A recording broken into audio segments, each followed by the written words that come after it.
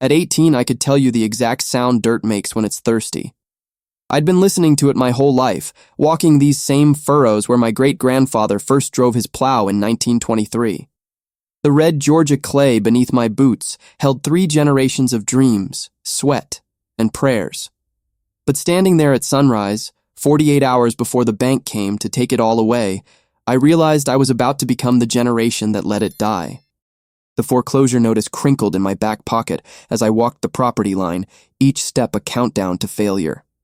460 acres of prime farmland that had survived the Depression, Jim Crow, integration, and every economic downturn in between. My great-grandfather bought this land with money he saved picking cotton for other men, dreaming of the day his family would never have to work someone else's soil again. My grandfather expanded it, fought the county when they tried to run the interstate through our back 40. My father modernized it, brought in the equipment that made us competitive with the corporate farms surrounding us on all sides. And me? I was about to lose it all before I was old enough to legally drink.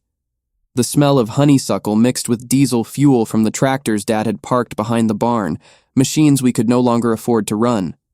Everything was too quiet. Even the roosters seemed to understand that something was ending. I pulled out my phone and stared at the last text message from the bank's representative, Mr. Henderson. Professional, cold, final.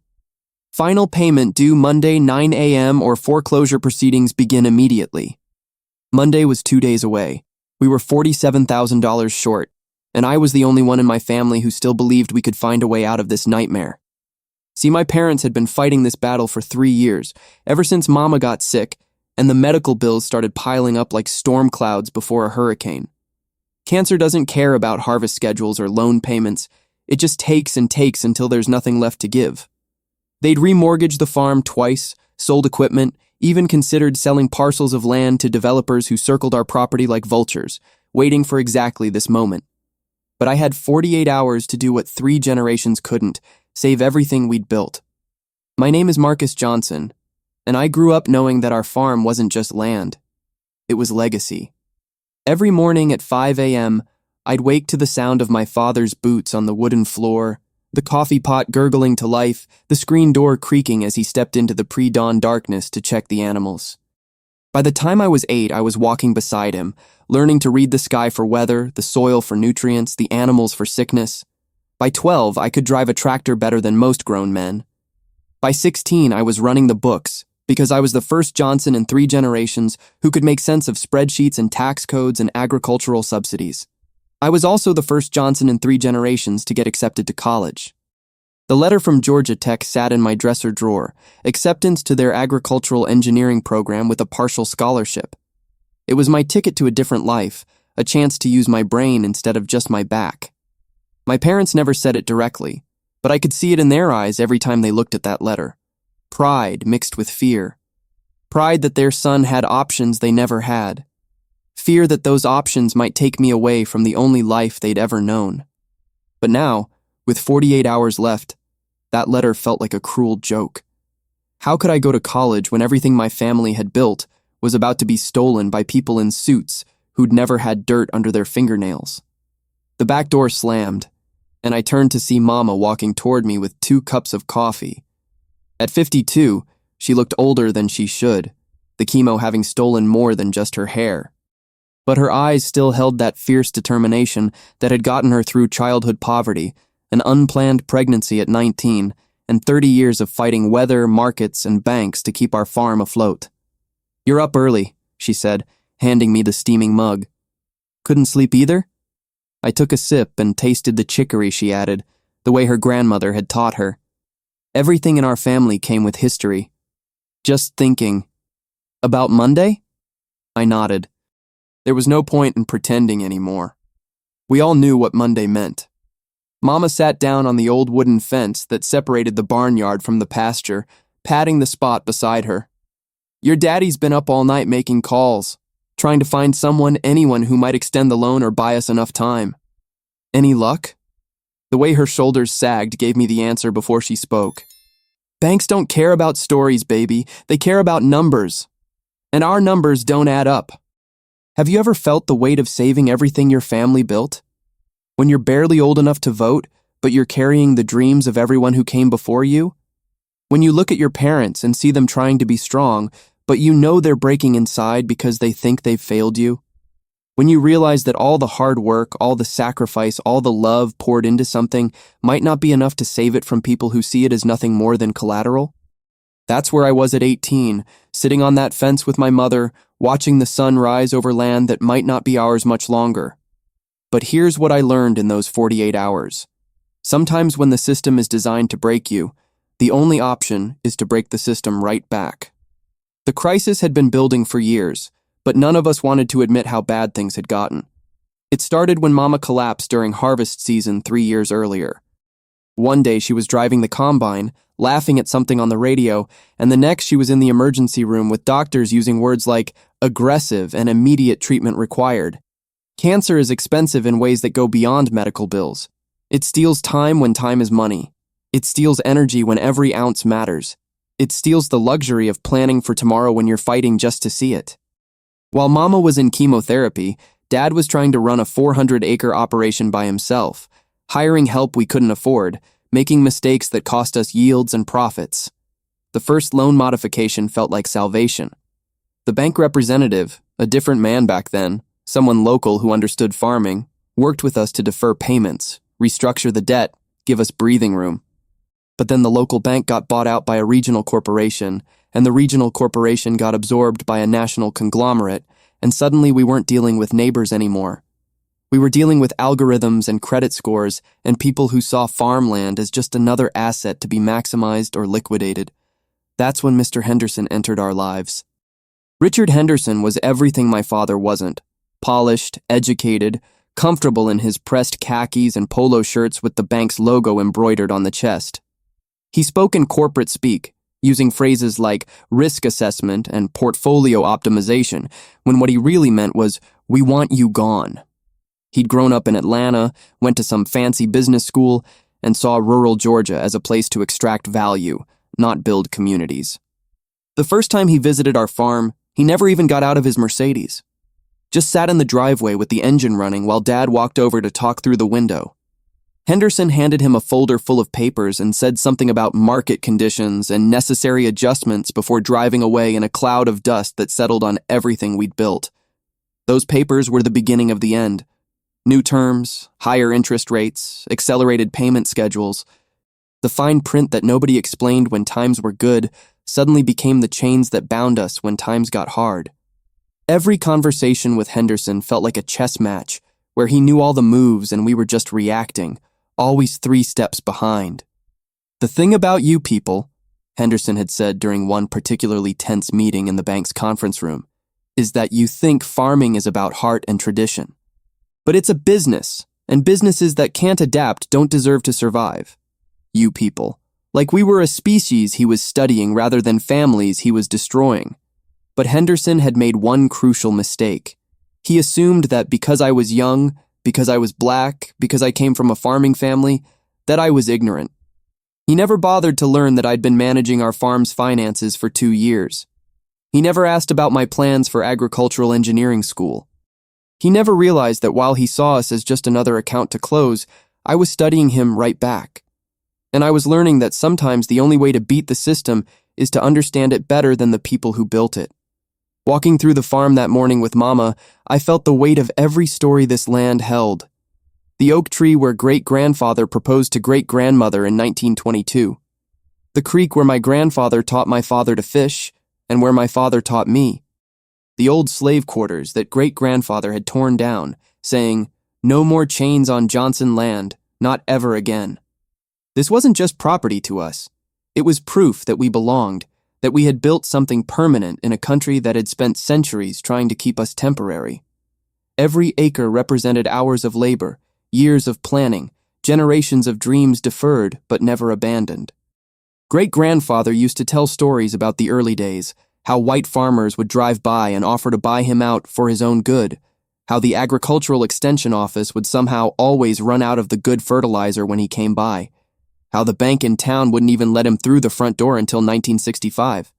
But he held on, passed the land to my grandfather with instructions. "Don't just survive on this land, boy. Make it thrive." Grandfather expanded the operation, diversified crops, modernized equipment. He fought the county when they tried to build a highway through our property, hired lawyers, went to city council meetings, rallied the community.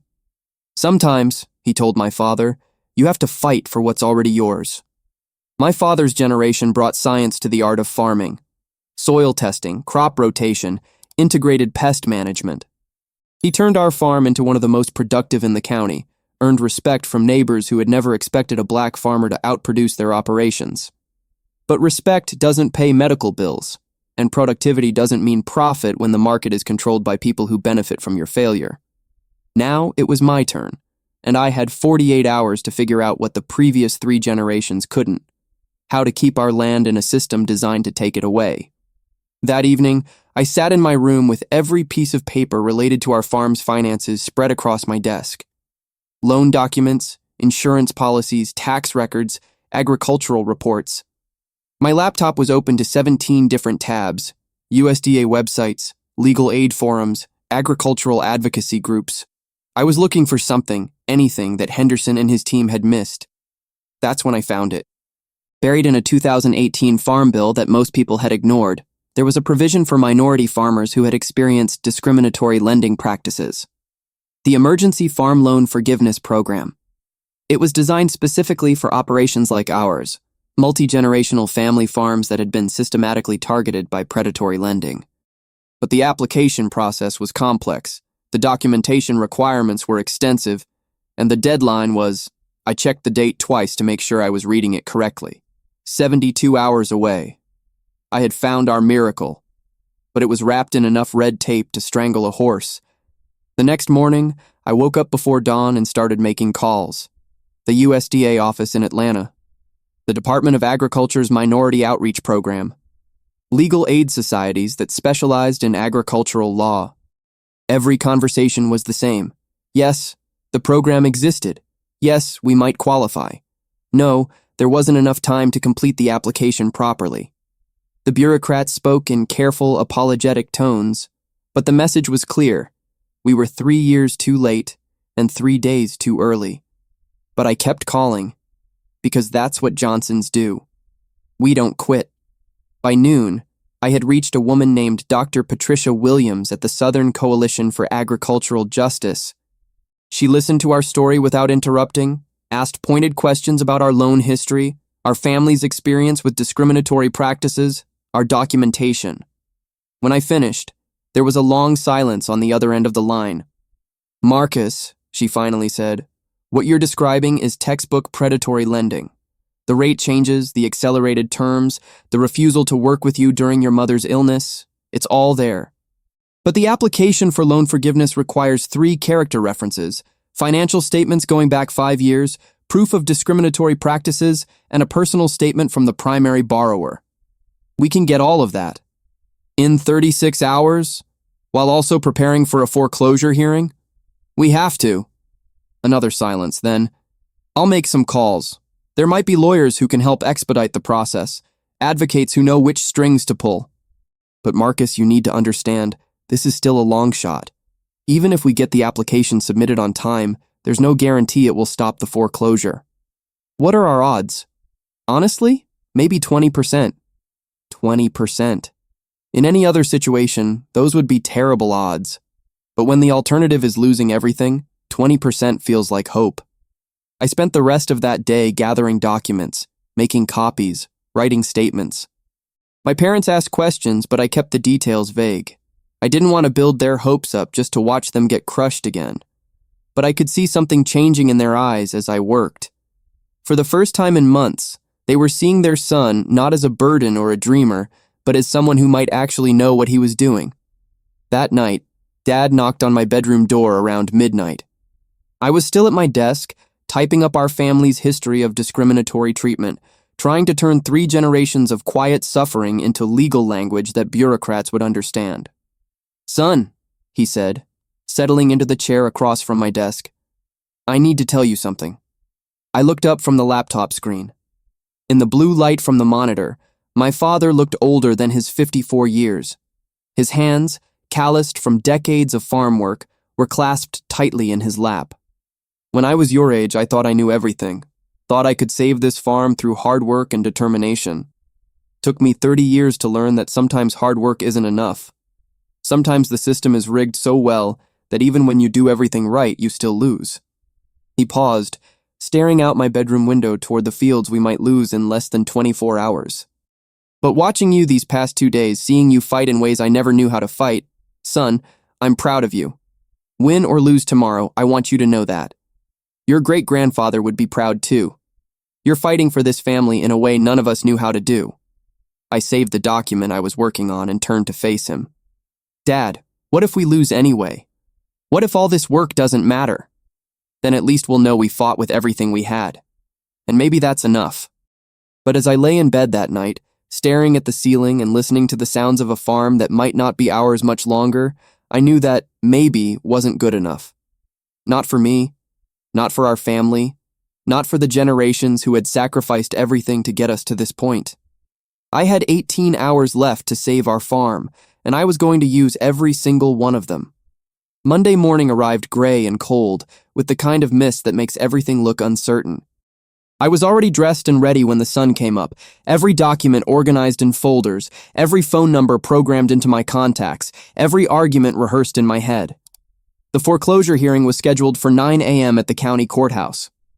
Our appointment to submit the loan forgiveness application was at 8:30 a.m. at the USDA office, 45 minutes away in the opposite direction. Impossible timing. But I had learned something important over the past 48 hours. Sometimes impossible just means you haven't found the right approach yet. Dr. Williams had worked a minor miracle, connecting me with a legal aid attorney named James Crawford, who specialized in agricultural cases. Crawford was a soft-spoken man in his 60s who had grown up on a tobacco farm in North Carolina before becoming a lawyer. He understood what land meant to families like ours, and he was willing to do something he called procedural jujitsu to buy us time. The plan was simple in concept, complex in execution. Crawford would appear at the foreclosure hearing and request a 48-hour continuance based on our pending loan forgiveness application. Meanwhile, I would race to the USDA office to submit our paperwork, then rush back to the courthouse to provide documentation that the application had been properly filed.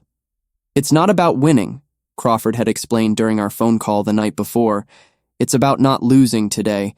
If we can delay the foreclosure until the loan forgiveness application is processed, we might have a real chance. The drive to the USDA office felt like the longest 45 minutes of my life. Every red light, every slow-moving tractor, every delay felt like time bleeding away from our family's future. I kept checking the clock on my dashboard, calculating and recalculating whether I could make it back to the courthouse in time. The USDA office was a squat brick building that looked more like a prison than a place where dreams go to live or die. I walked through the front doors at exactly 8:25 a.m., carrying a briefcase that contained 3 generations of documentation, hope, and desperation. The woman behind the counter looked at me like I was crazy when I explained what I needed to do. "Honey," she said, "these applications usually take weeks to prepare properly. You're talking about submitting something this complex in the next 15 minutes? Ma'am, with all due respect, my family doesn't have weeks. We have 15 minutes. She looked at me for a long moment, then glanced at the clock on the wall. Something in my voice must have convinced her that I wasn't leaving without submitting that application, because she sighed and said, "Let me get my supervisor." The supervisor was a tall black woman named Ms. Rodriguez, who listened to my entire story without interrupting. When I finished, she asked to see our documentation. I watched her face as she flipped through loan agreements, medical bills, correspondence with the bank, character references from neighbors and community leaders who had known our family for decades. "This is good work," she said finally. "Thorough, professional. How old are you?" 18. "And you put all this together in 2 days?" "Yes, ma'am." She looked at me like she was seeing something she hadn't expected. "Mr. Johnson, I want you to understand that even if I accept this application, it doesn't guarantee anything.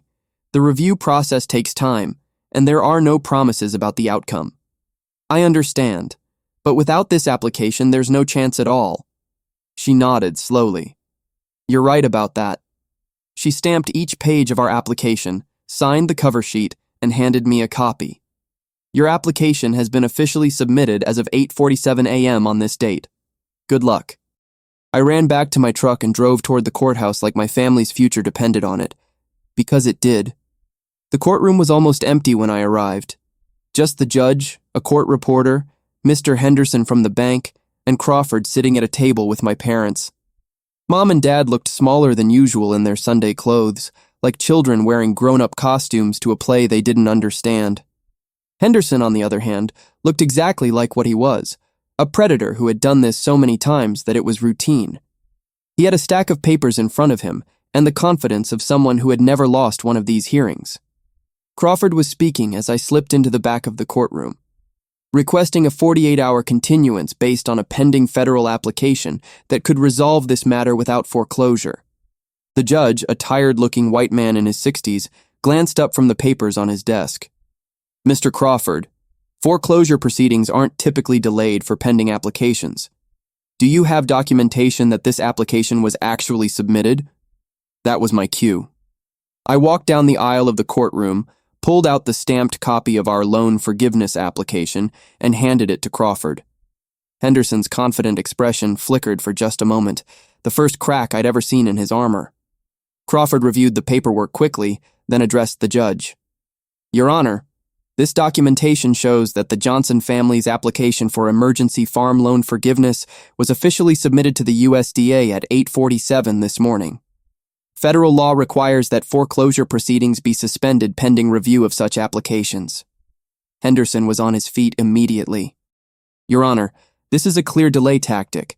The bank has been more than patient with these borrowers and—" "Mr. Henderson," the judge interrupted, "is Mr. Crawford's assertion about federal law accurate?" Henderson's jaw tightened. "The law does provide for such suspensions, but only when applications are submitted in good faith and with proper documentation. And is there any evidence that this application was not submitted in good faith?" Henderson looked at the papers Crawford had provided, then back at the judge. For the first time since I'd known him, he seemed uncertain. "Not based on these documents, Your Honor." The judge nodded. "Then I'm granting a 48-hour continuance. This hearing will reconvene Wednesday at 9 a.m., at which time the court will review any developments regarding the federal application." The gavel came down like thunder, and just like that, we had bought ourselves time. But as we walked out of the courthouse, Crawford pulled me aside. "Marcus, you did something remarkable here today. But you need to understand that all we've done is delay the inevitable. The USDA review process typically takes months, and there's still no guarantee of approval. So, what do we do now?" Crawford smiled. "Now you do what your generation does better than mine. You make some noise." The next 48 hours became a blur of phone calls, social media posts, and community organizing. Dr. Williams connected me with journalists who specialized in agricultural issues. I reached out to Black farmers associations, rural advocacy groups, anyone who might be willing to amplify our story. The response was overwhelming. Within 24 hours, our story was being shared across Facebook, Twitter, and Instagram. Local news stations picked it up, then regional papers, then national agricultural publications. The headline that kept appearing everywhere was some variation of 18-year-old fights to save family farm from foreclosure. But the story was bigger than just our farm. Through social media, I connected with dozens of other families facing similar situations. The Washingtons in Alabama, whose 100-year-old farm was being foreclosed on after a crop insurance dispute. The Garcias in Texas, who lost their ranch to a bank that had promised to work with them during a drought. The Petersons in North Carolina, whose tobacco operation was being liquidated to pay for medical debt. A pattern emerged. Almost all of these families were minorities. Almost all had been targeted by predatory lending practices. And almost none of them knew about the emergency loan forgiveness program that might save their operations. That's when I realized that our fight wasn't just about saving one farm. It was about exposing a system that had been designed to separate rural minorities from their land, one foreclosure at a time. The Wednesday morning hearing was standing room only. The small courtroom was packed with farmers, community activists, local reporters, and supporters who had driven from all over the county to witness what had become a symbol of something larger than property law. Henderson looked less confident this time. He had clearly been feeling pressure from his supervisors because he was accompanied by two other bank representatives and a lawyer I hadn't seen before. They whispered among themselves before the hearing began, shooting nervous glances at the crowd filling the courtroom. Crawford stood when the judge called the case. Your Honor, we've received preliminary communication from the USDA indicating that the Johnson family's application is being expedited for review due to the imminent foreclosure timeline. We're requesting an additional 30-day continuance to allow for proper evaluation of their claim. The bank's lawyer was on her feet immediately. Your Honor, this is exactly the kind of delay tactic that undermines the integrity of foreclosure proceedings. The bank has obligations to its shareholders and cannot be held hostage by last-minute applications of questionable merit. That's when I stood up from my seat in the gallery.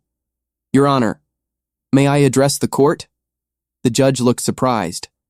You're not represented by counsel, Mr. Johnson? Mr. Crawford is representing my family, Your Honor. But this is my family's farm, and I'd like to speak for myself. Crawford nodded his approval, and the judge gestured for me to approach the bench.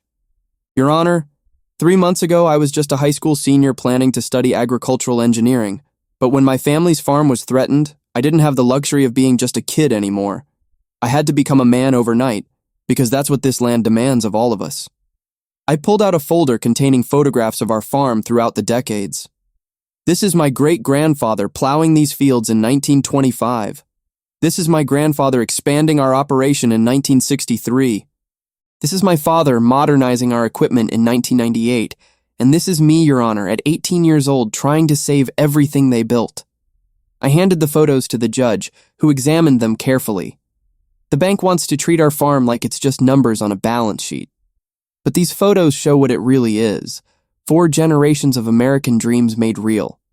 My great-grandfather bought this land with money he earned picking other men's cotton because he believed that in America, hard work could buy you a place to belong. My grandfather fought segregation and Jim Crow to keep that land in our family. My father turned it into one of the most productive operations in the county. I paused, looking back at my parents in the gallery. Now it's my turn. And I'm not going to be the generation that let it all slip away because some bank decided our family's history doesn't matter. The courtroom was completely silent. Even Henderson seemed to be listening. Your Honor, the USDA loan forgiveness program exists because lawmakers recognize that farmers like my family have been systematically targeted by discriminatory lending practices. All we're asking for is 30 days to let that system work the way it was designed to work. 30 days to prove that justice isn't just for people who can afford better lawyers. I walked back to my seat, and Crawford stood to address the judge. Your Honor, in my 30 years of practicing law, I've rarely seen a young man demonstrate such maturity and determination in the face of institutional opposition. The Johnson family deserves the opportunity to have their case properly reviewed under federal law. The judge looked at the photographs I'd provided, then at Henderson and his team, then at the packed courtroom. Mr. Henderson, does your client have any objection to a 30-day continuance, given the extraordinary circumstances of this case? Henderson conferred quietly with his colleagues for several minutes. Finally, he stood. Your Honor, in the interest of maintaining positive community relations, the bank is willing to agree to a 30-day continuance. The gavel came down and the courtroom erupted in cheers. We had 30 days to save our farm. But more importantly, we had 30 days to change the conversation about who deserves to own land in America and who gets to decide. What would you sacrifice to save your family's legacy? Everything you dreamed of for yourself, your plans for college, your ideas about what your life should look like, your assumption that someone else would always be there to solve the hard problems? Because that's what I learned during those 30 days. Saving something you love requires becoming someone you never expected to be. The USDA review moved faster than anyone had predicted, partly because our case had attracted so much media attention, and partly because our documentation was so thorough. Dr. Williams called me on a Thursday afternoon, 3 weeks after that courtroom hearing, with news that would change everything. Marcus, she said, and I could hear the smile in her voice. I have some information for you. The Emergency Farm Loan Forgiveness Program has approved your family's application for full debt relief, totaling $93,000. I had to sit down. They approved it? All of it? All of it. The review board found clear evidence of discriminatory lending practices and determined that your family qualified for complete loan forgiveness under the Minority Farmer Protection provisions. The foreclosure is officially canceled, and your family's debt to the bank has been satisfied by federal payment. I called my parents, and for the first time in 3 years, I heard my mother cry tears of joy instead of fear. But the victory came with a cost I hadn't fully calculated. My college acceptance letter was still in my dresser drawer, but the fall semester had started without me. I had spent so much time fighting to save the farm that I had missed my chance to leave it behind. At first, that felt like failure. All my life, I had dreamed of using my mind instead of my back, of building something beyond the red clay boundaries of our property. College was supposed to be my escape from the limitations that had trapped previous generations of my family. But as I walked through our fields that first morning after the debt was cleared, I realized that maybe I hadn't lost my future. Maybe I had just discovered a different version of it. The attention our case had received connected me with agricultural advocacy organizations across the country. I started getting calls from other young farmers facing similar challenges, asking for advice on navigating federal programs and fighting discriminatory lending. Dr. Williams offered me a position with the Southern Coalition for Agricultural Justice, helping other minority farming families protect their land. The college acceptance letter was still valid for the following year. But now, instead of studying agricultural engineering as an abstract concept, I would be bringing real-world experience to the classroom. I had learned more about agricultural law, federal policy, and community organizing in 30 days than I could have learned in a full semester of textbooks. More importantly, I had learned something about myself that no classroom could have taught me. When everything my family had built was threatened, I didn't run away or wait for someone else to fix it. I studied the system that was trying to break us, figured out how to use it against itself, and fought back with everything I had. That's not the kind of education you can get from lectures and labs. That's the kind of education that comes from deciding that your family's legacy is worth more than your personal comfort. 6 months after the foreclosure was canceled, I was invited to speak at a conference on rural economic development in Atlanta. Standing at the podium, looking out at an audience of agricultural economists, policymakers, and farming advocates, I felt the weight of representing something bigger than just my own story. A year ago, I began, I was just another high school senior with college plans and typical teenage problems. Today, I'm the co-founder of the Next Generation Agricultural Justice Coalition, working with young farmers across the South to identify and challenge discriminatory lending practices before they destroy family operations. The organization had started with a simple idea. If 18-year-old me could navigate federal bureaucracy and legal procedures to save my family's farm, then other young people could do the same for their families. But it required knowledge, resources, and support networks that most rural communities didn't have access to. Within 6 months, we had helped 12 families successfully apply for loan forgiveness programs. We had documented dozens of cases of predatory lending targeting minority farmers, and we had created a resource network that connected young rural advocates across state lines, sharing strategies and supporting each other through fights that no teenager should have to handle alone. The system that tried to take my family's farm wasn't broken, I continued. It was working exactly as designed, to separate minority families from their land, one foreclosure at a time. But what the architects of that system didn't account for was a generation of young people who refused to accept that this is just how things work. After the conference, a reporter from the Atlanta Journal-Constitution interviewed me about the broader implications of agricultural policy on rural communities of color. She asked a question that I had been thinking about for months. Do you ever regret not going to college on schedule? Do you feel like you sacrificed your own future for your family's past? I thought about it for a moment, remembering the 18-year-old who had hidden that acceptance letter in his dresser drawer, afraid to tell his parents that he wanted something beyond the farm. I used to think that success meant leaving behind everything that came before me, I said. But I learned that sometimes the most radical thing you can do is stay and fight to transform the place you come from. I didn't sacrifice my future. I just discovered that my future was bigger than I had imagined. The reporter scribbled notes, then asked a follow-up question. What advice would you give to other young people facing similar situations? Learn the system that's trying to break your family. Study it. understand it, find its weaknesses. Then use that knowledge to fight back, because the people who built these systems are counting on you to be too young, too poor, or too intimidated to challenge them. Prove them wrong. 1 year after the foreclosure hearing, I finally started college. But instead of agricultural engineering, I was studying agricultural policy and rural development, with a focus on land tenure and minority farmer protection. Georgia Tech had not only held my spot, but it offered additional scholarship support after learning about my work with the Agricultural Justice Coalition. I commuted from the farm to campus, spending mornings in classes learning economic theory and agricultural science, then returning home to help Dad manage the operation and work on coalition projects in the evenings.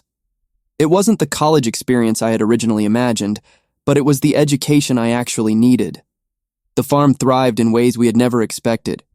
The media attention from our foreclosure battle had connected us with specialty markets for heritage crops, organic certification programs, and agricultural tourism opportunities.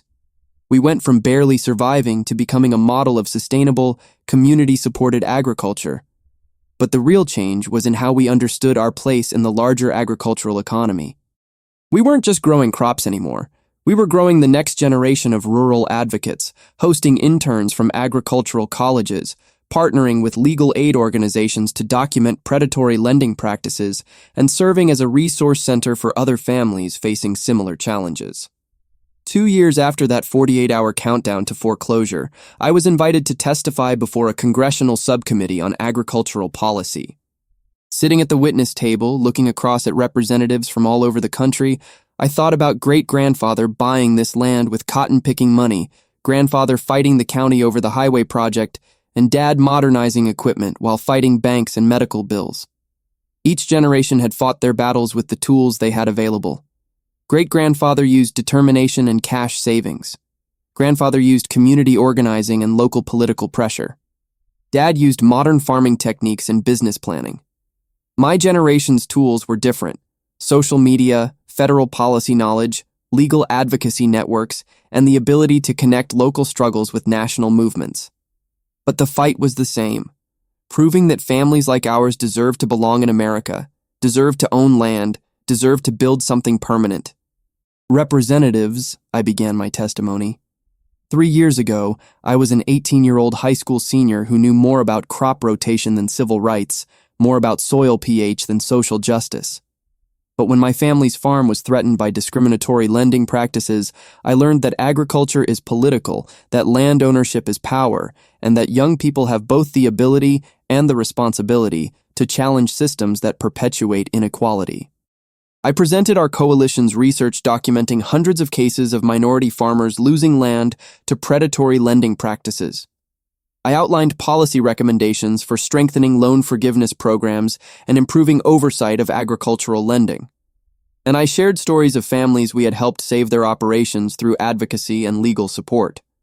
The question isn't whether discrimination in agricultural lending still exists, I concluded. The question is whether we're going to keep pretending it doesn't, or whether we're going to build systems that protect the families who feed America, regardless of their race or economic status. After the hearing, several representatives approached me with questions about expanding our coalition's work to their districts. Others asked about bringing our model to other regions facing similar challenges. What had started as a desperate attempt to save one farm had become a blueprint for rural justice advocacy. But the moment that meant the most to me came when I walked out of the Capitol building and called home. Dad answered on the second ring. "How did it go, son?" "Good, Dad. Really good. I think we might be able to help a lot more families." "Your great-grandfather would be proud," he said. "You found a way to fight that none of us knew existed." "I learned from the best teachers," I replied, looking back at the Capitol Dome and thinking about red clay fields 400 miles away. "I just used different tools." That evening, flying back to Atlanta, I pulled out my phone and scrolled through messages from young farmers across the country who had watched the hearing online. Kids from Texas and North Carolina and Alabama and Mississippi, all dealing with some version of the same challenges we had faced. All looking for proof that the system could be beaten, that families like theirs mattered, that their land was worth fighting for. I started typing responses, sharing resources, connecting them with legal aid organizations and advocacy groups. The work was never finished, because the system that had tried to take our farm was still operating, still targeting vulnerable families, still counting on people to be too intimidated or too isolated to fight back. But now we had something that previous generations of rural advocates hadn't had: networks that crossed state lines, social media tools that could amplify local stories into national movements, and a generation of young people who refused to accept that this is just how things work. 3 years after standing in those fields at sunrise, 48 hours before foreclosure, I graduated from Georgia Tech with degrees in agricultural policy and rural development. The commencement speech was given by a former Secretary of Agriculture who talked about the future of farming in America. Sitting in the audience with my classmates, I thought about how different my college experience had been from what I had originally planned. Instead of just studying agricultural systems, I had been actively working to change them. Instead of preparing for a career in engineering, I had accidentally built a career in advocacy. After the ceremony, my family gathered for pictures in front of the campus library. Mom had beaten cancer and was healthier than she'd been in years. Dad looked proud in a way I had never seen before, not just proud of what I had accomplished, but proud of what we had accomplished together. "So what's next?" Mom asked as we walked to the parking lot. I had been thinking about that question for months. Law school was a possibility. Several agricultural law programs had reached out about combining legal training with policy advocacy. The coalition was growing fast enough that it needed full-time leadership, and there were opportunities to work with federal agencies on rural development programs. But as we drove home toward the farm, passing fields that looked exactly like they had when I was a kid, I realized that the question wasn't what I was going to do next. The question was how I was going to keep doing what I had already started, proving that young people from rural communities could fight systems that seemed too big to challenge and win. "I'm going to keep farming," I said, "but I'm also going to keep fighting." Dad glanced at me in the rearview mirror. "Those two things go together now?" "For our family, they always have. We just didn't always know it."